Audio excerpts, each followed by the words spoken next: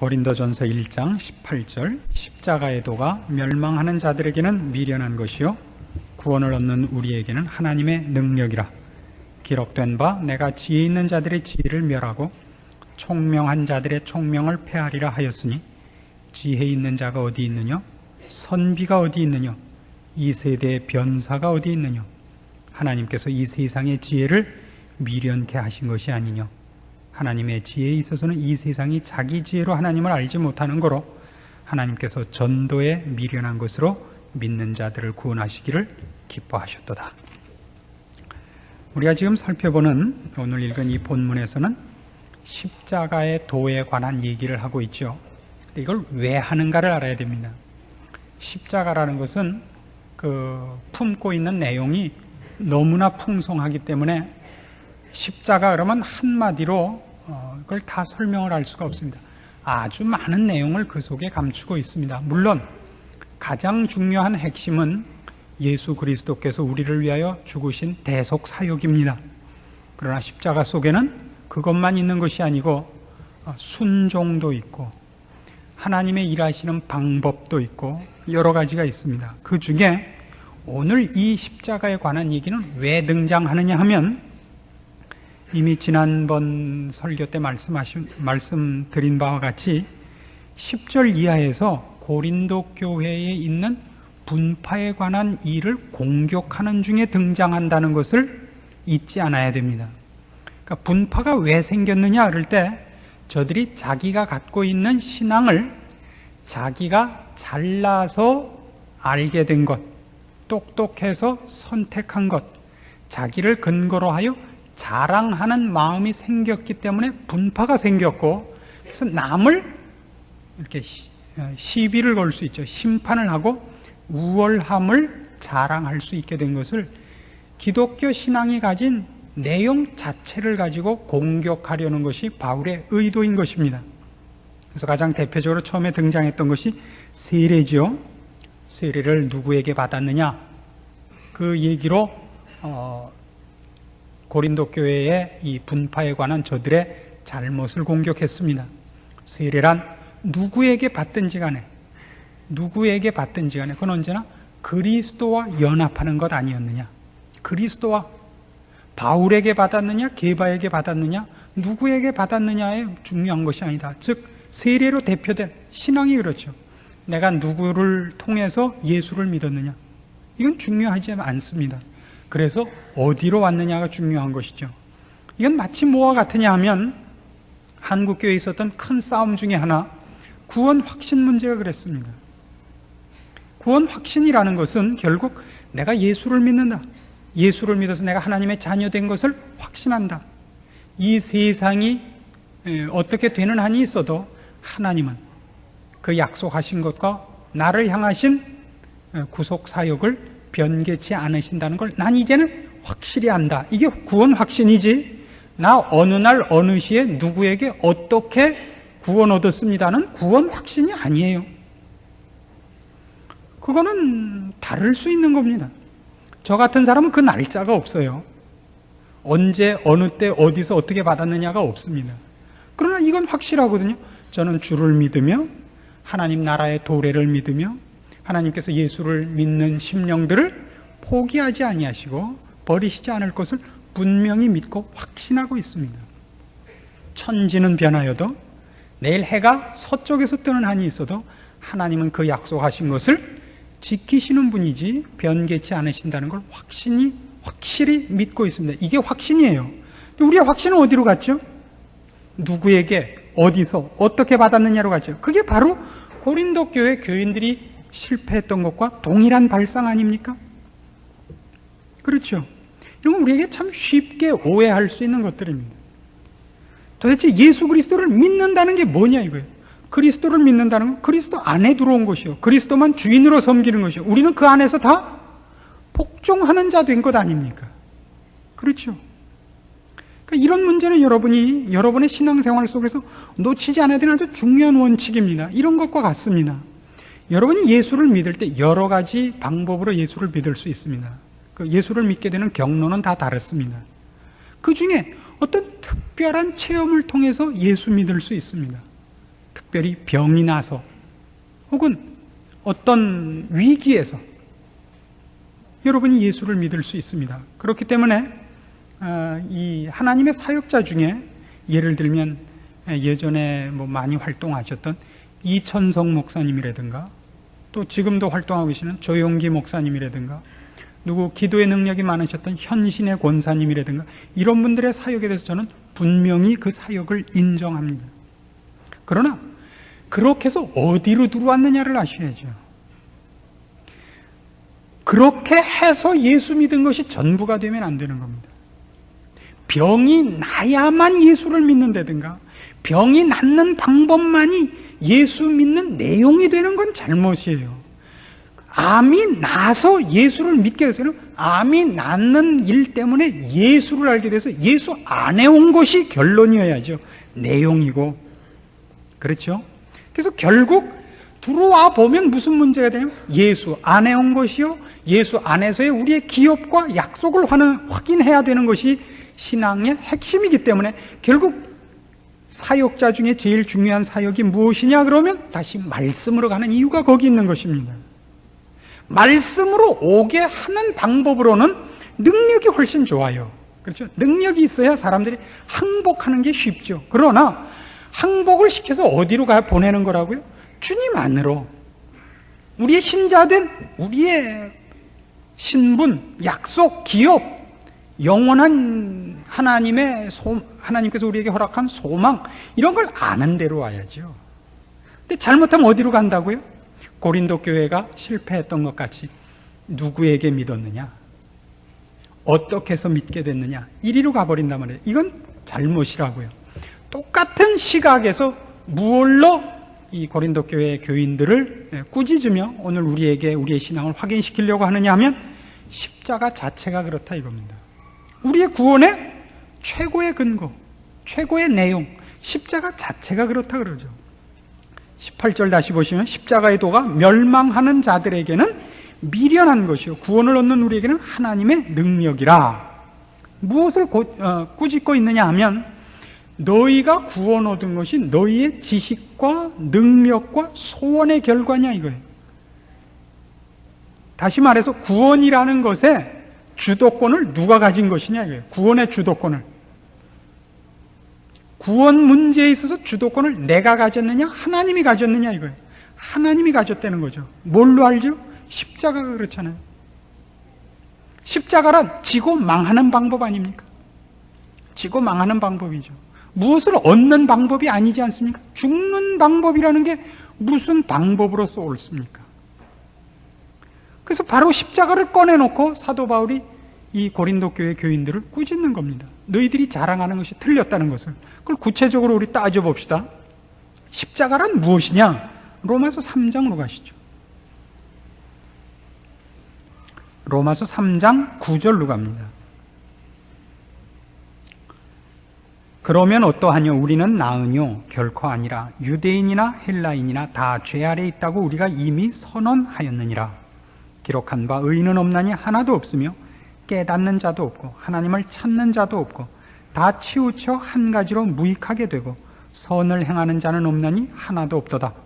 저희 목구멍은 열린 무덤이요 그 혀로는 속임을 베풀며 그 입술에는 독사의 독이 있고 그 입에는 저주와 악독이 가득하고 그 발은 피 흘리는데 빠른지라. 파멸과 고생이 그 길에 있어 평강의 길을 알지 못하였고 저희 눈앞에 하나님을 두려워함이 없느니라 함과 같으니라. 우리가 알거니와 무릇 율법이 말하는 바는 율법 아래 있는 자들에게 말하는 것이니 이는 모든 입을 막고 온 세상으로 하나님의 심판 아래 있게 하려 함이니라. 그러므로 율법의 행위로 그의 앞에 의롭다 하심을 얻을 육체가 없나니 율법으로는 죄를 깨달음이니라. 로마서 3장 9절에서 지금 읽은 20절까지 내용의 가장 중요한 핵심은 뭐냐 하면 인류가 모두 구원을 지식과 선택으로 얻을 실력이 없었다는 고소입니다. 우리는 모두 죄인입니다. 죄인이라는 것이 뭐냐 그럴 때 11절에 있는 것 같이 깨닫는 자도 없고 하나님을 찾는 자도 없는 지경에 있는 것이 죄인입니다. 의와 거룩과 생명에 관해서 감각이 없는 겁니다. 이걸 찾질 못하는 겁니다. 이걸 찾질 못해요.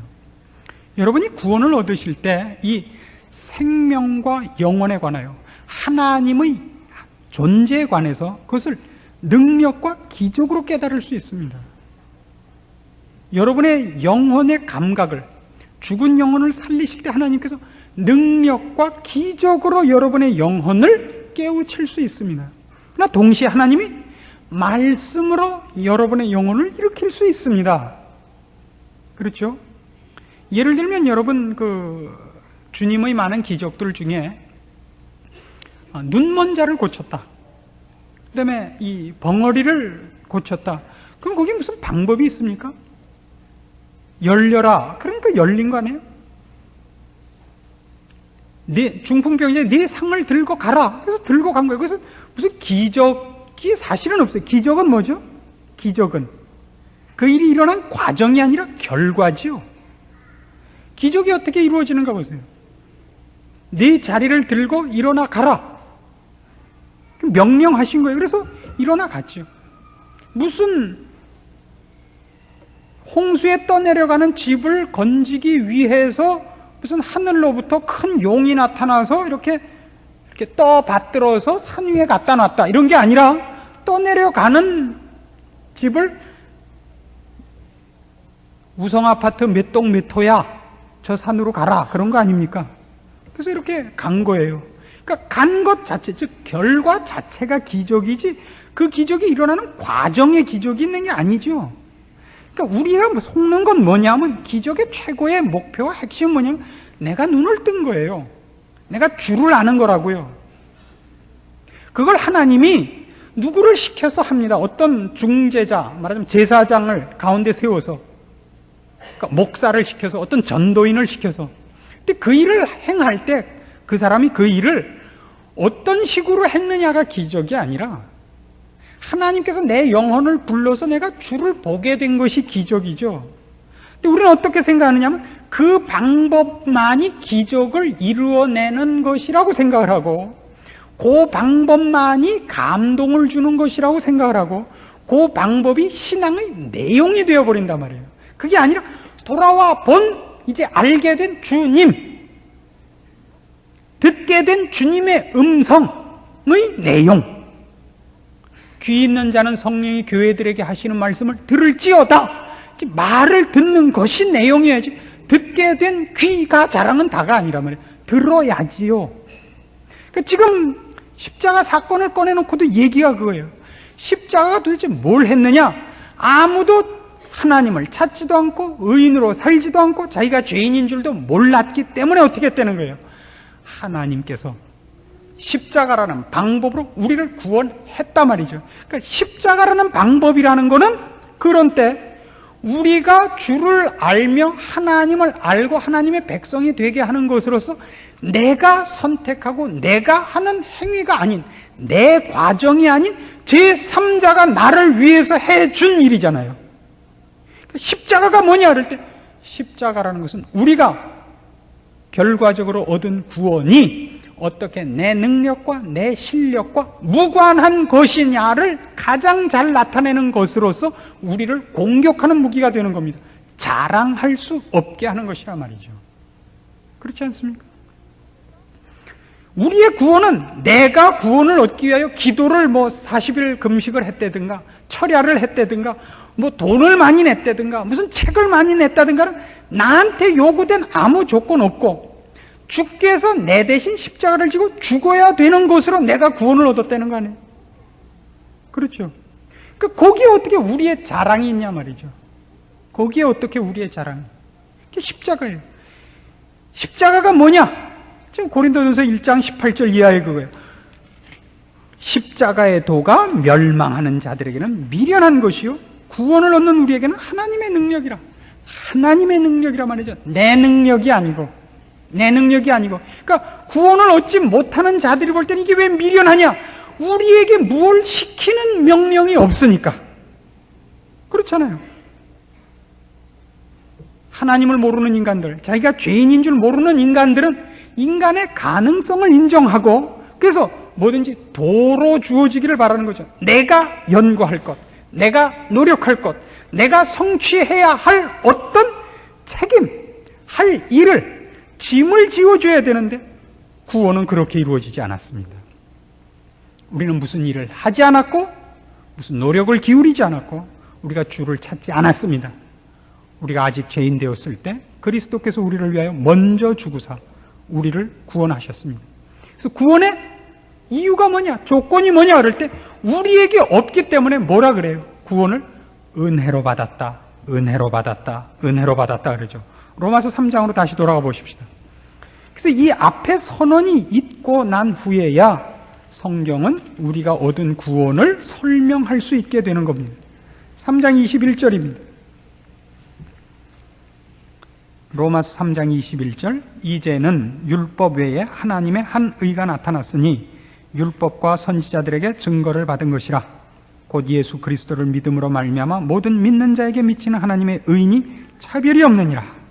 모든 사람이 죄를 범하였음에 하나님의 영광이 이르지 못하더니 그리스도 예수 안에 있는 구속으로 말미암아 하나님의 은혜로 값없이 의롭다 하심을 얻은 자 되었느니라.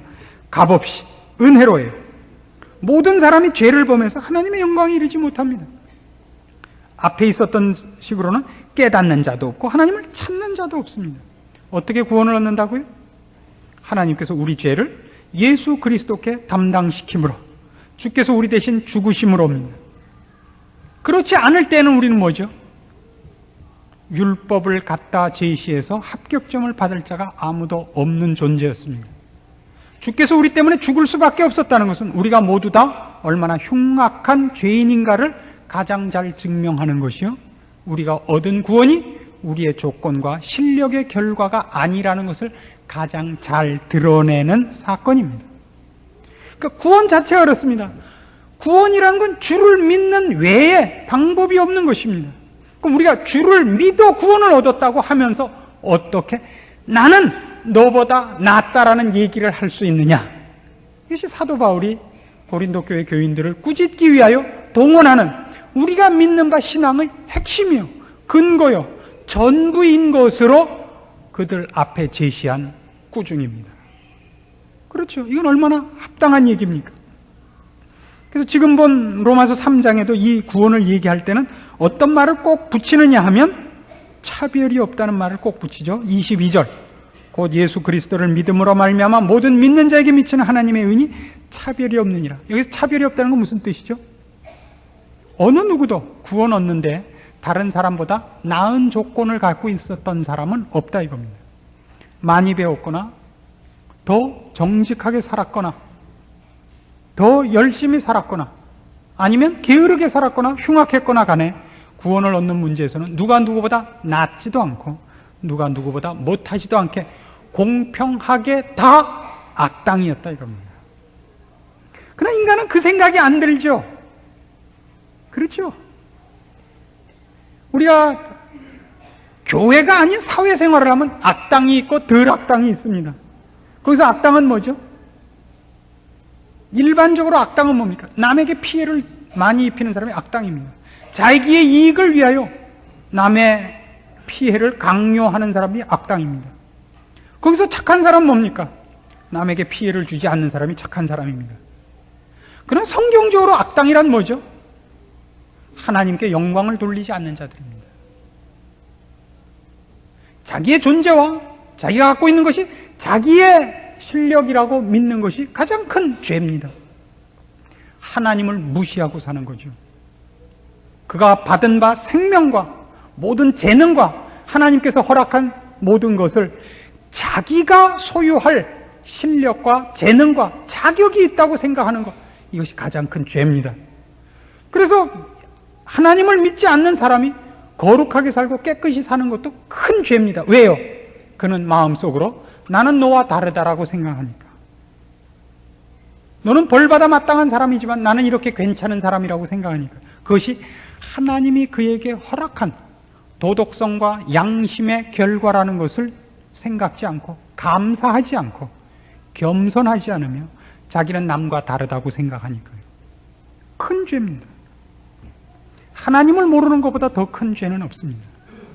그래서 언제나 신자들이 그의 신앙을 점검할 때 가장 조심해야 될 게 뭐냐 그러면 감사가 있느냐? 그리고 용서가 있느냐? 이렇게 묻는 겁니다. 이 둘은 붙어 다니는 거예요. 내가 자랑할 것을 자랑해야 될 문제가 아니라 감사할 문제며, 자랑할 것은 모두 내가 남을 심판할 문제는 손가락질할 문제가 아니라 그것이 당연하다는 것을 인정해야 되는 겁니다. 저 사람과 내가 도무지 차이가 없다는 것을.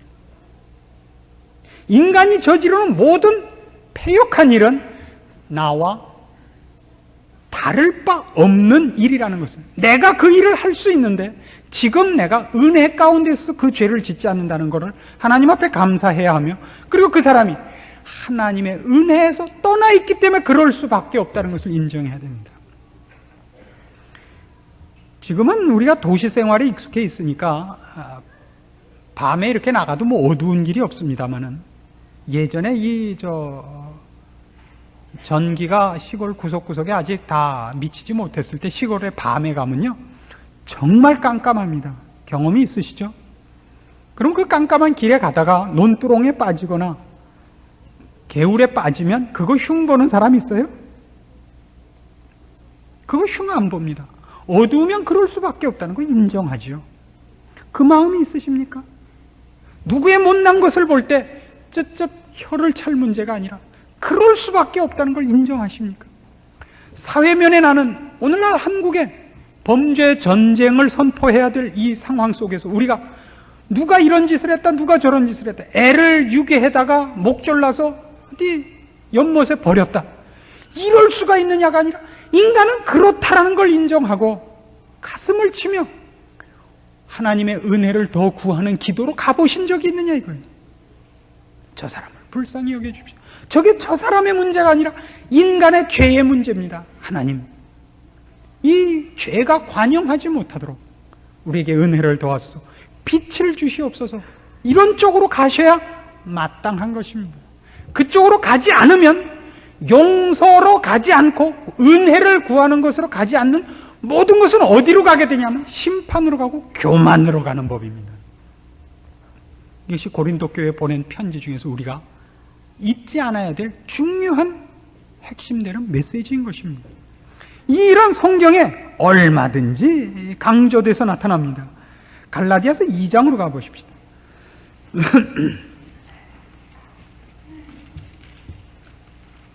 갈라디아 교회는 믿음으로 구원을 얻는다는 사도 바울의 복음을 받았다가 뒤에 가서 율법주의로 빠졌던 교회입니다. 그래서 이 교회를 향하여 사도 바울이 아주 안타까운 편지를 쓴 것이 갈라디아서인데, 갈라디아서 2장 15절로 갑시다. 우리는 본래 유대인이요 이방 죄인이 아니로되 사람이 의롭게 되는 것은 율법의 행위에서 난 것이 아니요 오직 예수 그리스도를 믿음으로 말미암는 줄 아는 거로 우리도 그리스도 예수를 믿나니 이는 우리가 율법의 행위에서 아니고 그리스도를 믿음으로써 의롭다 함을 얻으려 함이라. 율법의 행위로서는 의롭다 함을 얻을 육체가 없느니라. 만일 우리가 그리스도 안에서 의롭게 되려 하다가 죄인으로 나타나면 그리스도께서 죄를 짓게 하는 자냐? 결코 그럴 수 없느니라. 만일 내가 헐었던 것을 다시 세우면 내가 나를 범법한 자로 만드는 것이라. 내가 율법으로 말미암아 율법을 향하여 죽었나니 이는 하나님을 향하여 살려 함이니라.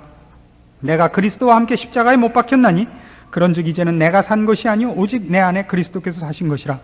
이제 내가 육체 가운데 사는 것은 나를 사랑하사 나를 위하여 자기 몸을 버리신 하나님의 아들을 믿는 믿음 안에서 사는 것이라. 내가 하나님의 은혜를 패하지 아니하노니 만일 의롭게 되는 것이 율법으로 말미암으면 그리스도께서 헛되이 죽으셨느니라. 예, 이겁니다. 만일 인간이 구원을 얻는 방법이 말로 가능하다면 그가 자랑할 건덕지가 있는, 즉 가능성이 있는 존재였다면 왜 예수님이 우리를 구원하시는 방법을, 십자가에서 죽는 방법을 택했느냐 이거예요. 그럴 필요 없죠. 말로 하시겠죠. 말로. 기적을 일으켜서 가능하다면 기적을 일으키셨겠죠. 많은 기적을 일으키셨습니다. 그러나 우리를 구원하는 방법으로는 주님께서 내가 하나님이다 하는 것을 증명하기 위해서 많은 기적을 일으키셨지만 우리를 구원하는 방법으로는 기적을 도입하시지 않았습니다. 우리를 구원하는 방법은 십자가를 지셨죠. 그 이외에 다른 방법을 쓰지 않으셨습니다. 왜요? 그 외에 어떤 방법으로도 우리가 구원 얻기에 불가능하기 때문입니다. 그건 뒤집어서 우리 중에 어느 누구도 자기의 구원을 자기의 실력이나 조건이나 자격으로 갖다 놓고 자랑할 수 없게 하는 고소장이 되기도 합니다. 이것이 신자가 잊지 않아야 할 것이죠. 그래서 우리가 좋아하는 이 갈라디아서 2장 20절, 내가 그리스도와 함께 십자가에 못 박혔나니 그런즉 이제는 내가 산 것이 아니요 오직 내 안에 그리스도께서 사신 것이라. 이제 내가 육체 가운데 사는 것은 나를 사랑하사 나를 위하여 자기 몸을 버리신 하나님의 아들을 믿는 믿음 안에서 사는 것이라 하는 고백은 바로 그런 시점에서 주어진 구절이라는 걸 잊지 않아야 됩니다. 즉 우리가 율법의 행위로 이 자리에 들어와 있는 것이 아니라 그리스도를 믿는 믿음으로, 은혜로 이 자리에 들어와 있는 것이다. 내가 왜 지금 이렇게 신자로 존재할 수 있었느냐? 주께서 나를 십자가에 함께 죄에 대하여 죽게 하시고 나를 그리스도의 부활과 함께 살려놓으셨기 때문에 나라는 존재가 가능하다라는 차원에서지 멋있는 신앙 고백이 아니란 말이에요. 멋있는 신앙 고백. 우린 그렇게 하죠. 이런 말을 앞으로 조심하셔야 돼요. 누가 여러분들의 신앙생활에 대해서 이렇게 참 잘하십니다 뭐 이렇게 얘기하면 아니 내가 뭘 아나요? 다 은혜지요. 이렇게 말하는 게 우리끼리 얘기입니다만 그게 더 멋있게 재려고 그러는 거 아니에요. 겸손이 아니라. 그렇죠? 우리끼리인데 어때요? 그렇죠, 솔직히. 저야 정말 겸손해서 그렇게 얘기를 합니다만. 그러니까 어쩌면 이렇게 기도를 열심히 하세요. 참 권사님 놀라. 제가 뭘 하나요? 저도 하기 싫은데 하나님께서 은혜를 주셔서 하는 거죠. 이렇게 해야 더 금상에 첨하죠. 그런 얘기가 아니란 말이에요. 그런 뜻으로 내가 사는 것인가요? 주님이 내 안에 사는 거죠. 이렇게 멋있는 말을 하는 게 아니라 실제로 바울은 하는 거예요. 내가 이 자리에 온 것은 내 실력의 산물이 아니었습니다. 내가 주를 선택해서 와 있는 것이 아닙니다. 나는 여기 올 자격도 실력도 없는 사람이었는데 주께서 그의 크신 은혜와 사랑으로 나를 여기 있게 했습니다. 그런 고백인 거예요. 겸손한 고백이요. 신자가 됐다는 것이 무엇인지를 너무나 분명하게 나타내는 고백이 이 구절입니다. 아시겠습니까? 이걸 모르니까 고린도 교회에 당장 무슨 문제가 생겼다고요? 나는 예수 그리스도를 믿었다. 넌 안 믿었다. 나는 척 듣고 알아먹었다. 너는 10번 들어서야 간신히 알았다. 라는 차이가 생기고 분파가 생기게 됐다 이겁니다. 이걸 사도 바울이 무엇을 들이대서 깬다고요? 우리가 믿는 기독교 신앙의 근본적인 내용으로 공격을 한다고요. 있을 수 없다. 제대로 신앙인이 된다면 어떻게 분파가 생길 수 있느냐? 예수 그리스도의 이름으로 세례를 받고 어떻게 그리스도와 나뉠 수가 있느냐? 어떻게 그리스도파가 있고 바울파가 있을 수 있단 말이냐? 그렇죠? 근데 이게 실제로는 있을 수 있습니다. 예수 믿고 신자가 됐는데 이 일이 생길 수 있어요. 그거를 이단이라 그러거나 잘못 믿었다 그러지 않고 앞으로도 나옵니다만 어린 신자라 그럽니다. 어린 신자라고. 그래서 지금 한국교회의 가장 큰 문제는 뭐냐 그러면 늘 말씀드립니다마는 올챙이가 30년이나 됐는데 개구리가 되지 않고 메기만큼 커져갖고 논두렁에 뒤비져갖고 벼도 못 자라게 하고 물도 못 지나가게 하는 겁니다. 그 전부 이무기가 돼 있어요. 그렇죠? 교회 생활에 대해서 익숙해요. 그래서 자기가 성장하지 않기 때문에 빈정거리고 싸우는 데만 익숙해요. 눈이 다 옆으로 찢어져 있어요. 그리고 그때 어떻게 해야 점수 따는지 너무나 잘 알아요. 그래서 필요할 때 필요한 얌체짓은 너무 잘해요. 그 다 여시가 됐어요. 이 한국교회의 현실입니다. 어느 문턱을 넘어서야 되는 거죠? 바로 이런 문턱을 넘어서야 됩니다. 감사를 잊지 마십시오. 우리가 은혜를 입은 사람인 걸 잊지 마십시오. 용서하는 마음을 가지십시오. 우리가 믿고 들어온 곳을 놓치지 마십시오. 세례를 기억하지 마시고 세례를 받아 누구와 연합했는가? 구원을 얻었다, 주를 믿어서 어디로 왔는가? 주님 안으로 왔으며 믿은 것의 궁극적인 내용, 궁극적인 소망으로 오셔야지 믿은 사건, 감격, 여기에 붙잡혀 있지 마십시오. 그래서 어떤 분들이 혹가다 저한테 그런 질문을 해요. 목사님은 왜 밤낮게 따지는 것만 하시고 눈물이 없으십니까?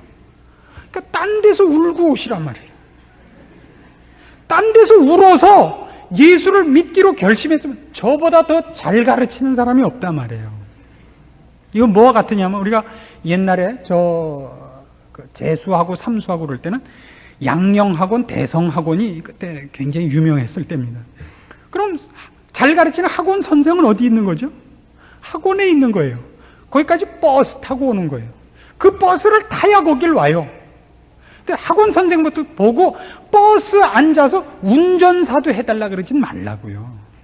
택시를 타고 오든 버스를 타고 오든 헬리콥터를 타고 오든 좋아요. 어디로 와야 되는 거예요? 배우러. 그러니까 배워서 훌륭해지셔야죠. 신앙적으로. 근데 모여서 무슨 싸움을 한다고요? 난 헬리콥터 타고 왔다. 난 버스 타고 왔다. 내가 타고 온 버스 운전수는 멋있었다. 네가 타고 온 택시 운전수는 말랐다. 이 싸움은 하지 말란 말이에요. 내가 탄 운전수는 친절했다. 네가 탔던 버스 운전수는 쌀쌀 맞았다. 그 싸움은 할 필요 없다고요. 여러분이 온 것이 어디며 여러분이 지금 싸우며 준비하며 목표하는 것이 무엇인지를 놓치지 말라고요. 그걸 놓치면 무슨 싸움이 된다고요? 다시 돌아가서 누가 좋은 차를 타고 왔느냐 싸움이 돼. 이거는 넌센스라고요. 넌센스라고요. 30년, 40년 신앙생활을 하셨으면 그것이 있어야죠. 고등학교 1학년, 2학년, 3학년, 대학교 1학년, 2학년, 3학년, 4학년 올라가듯이 신앙의 내용과 여러분이 하나님 안에서 받은 바 영원한 약속과 기업에 대한 더 깊은 이해와 더 풍성한 이해와 실천력과 후배를 돌보는 앞선 모습들이 있어야죠. 모범이 되어야 하며 더 깊은 기도, 더 높은 소망, 더 굳은 믿음 이런 것들이 있으셔야죠. 여러분의 신앙을 점검하셔서 이 부끄러운 지적을 받지 않도록 그리고 적극적으로 여러분이 들어와 있고 기업으로 갖고 있는 내용들을 풍성히 하는 일에 실수하지 않는 여러분 되시기 바랍니다. 기도하십시다. 하나님 아버지 은혜를 감사합니다. 우리를 그리스도의 십자가로 구속하셨고 성령님과 함께하는 우리 하나님의 전으로 그리고 그리스도의 몸으로 부르사 오늘도 우리와 함께 하시고 필요한 양식 주시는 것을 감사합니다. 우리로 주를 아는 일과 거룩한 약속에서 풍성해지는 신자가 되게 하시옵소서. 더 깊은 기도를 주 앞에 아뢰을 수 있게 하시고 더 많이 주님과 동행할 수 있게 하시고 주님의 뜻에 더 많이 동참하는 인생이 되게 하시옵소서. 감사가 있게 하시고 은혜를 잊지 않는 자가 되게 하시고 용서하며 인내하며 충성된 신자들이 되게 하시옵소서. 앞선 몫을 하게 하시고 그리고 뒤에 것은 잊어버리고 푯대를 향하여 달려가는 열심이 있는 주님 앞에 칭찬받는 신자들이 다 되게 하시옵소서. 예수님의 이름으로 기도합니다. 아멘.